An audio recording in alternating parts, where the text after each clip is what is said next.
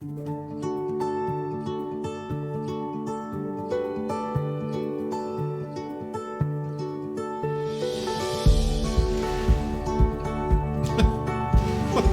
the fucking toilet going across the concrete.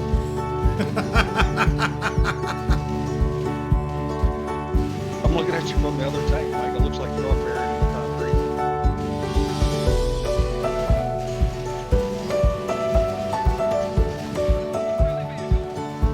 That's dead. Mike will be the last one alive. He's not detected.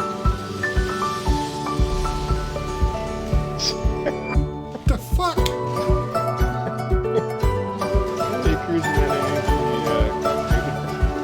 That's so funny. And you can't get out of the water. No, Mike's coming right at you, Mike. And he can hit you. He ran over the top of it. Holy shit. Shoot him.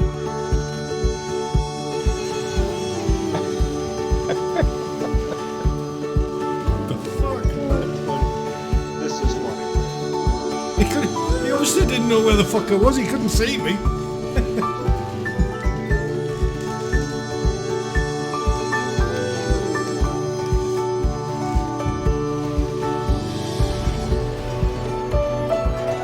Yeah, the other one's up top there. He's reloading, Mike. That's what it was.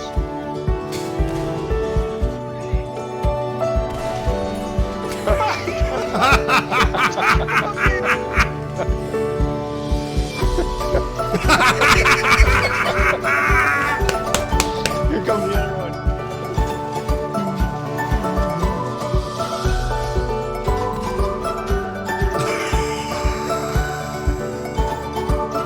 He's like, what the fuck? What the fuck?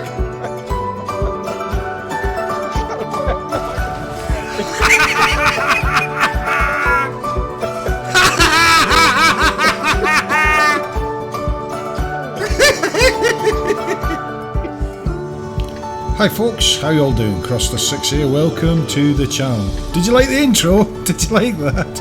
That was one of the games I played on Mannerheim with my two buddies, and it was obviously a glitch in the game. I got stuck in the approach to the steps.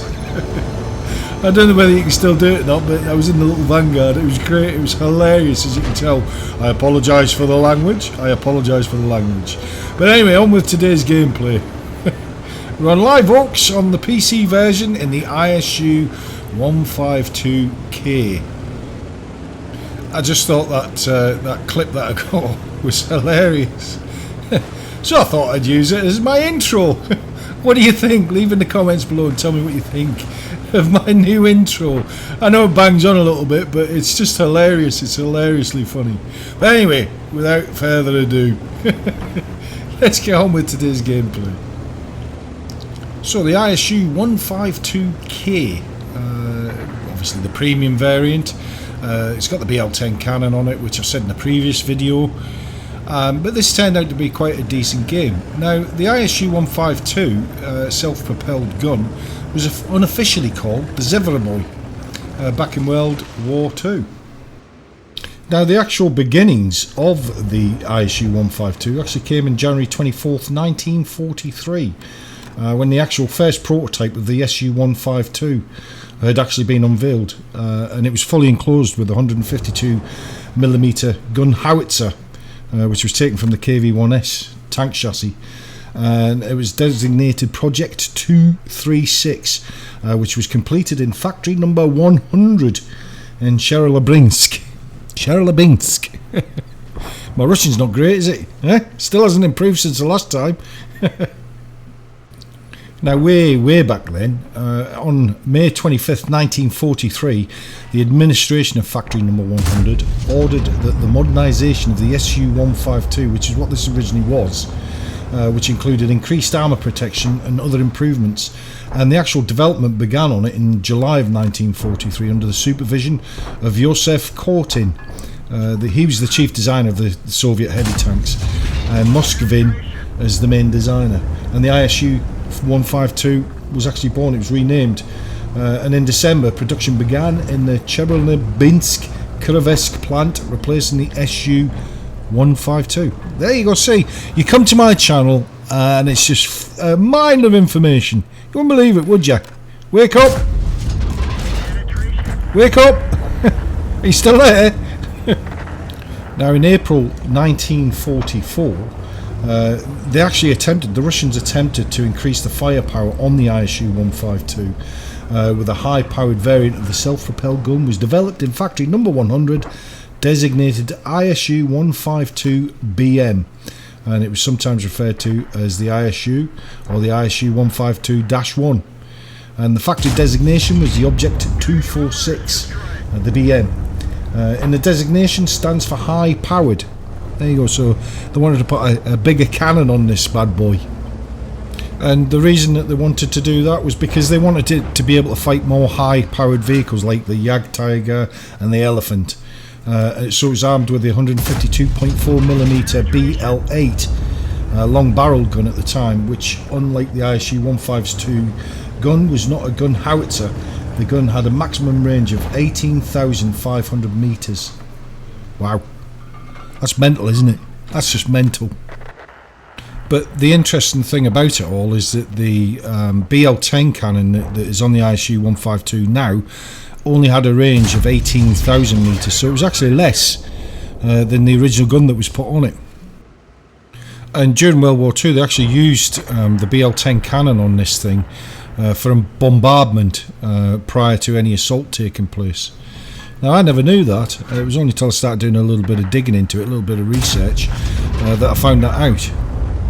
And the very reason why the Soviets did this is because they didn't have any artillery at the time. So they kind of adapted the ISU-152 to take the role of Artie, the Jeff, if you like. Believe it or not, the Finnish actually captured an abandoned ISU-152 during the Continuation War, and it was used by the Finnish military, and it was abandoned effectively during the counterattack. Forgive me if I get this wrong, so I apologise if you're Russian and you're watching this. Kasteljärvi. After receiving numerous shots from Soviet T-34-85 medium tanks, this was a direct result of the Finnish crew's lack of experience and training with the ISU-152. Another captured one was repaired in Liveoaks in Finland, but it never ever saw combat. So there you go. It was it had been captured by the Finnish, and effectively it tried to adapt it, but they were lack of experience in the vehicle itself, and they paid the price effectively. Now, the Russians during the war actually gave a number of them to Poland, Czechoslovakia, Romania, Yugoslavia.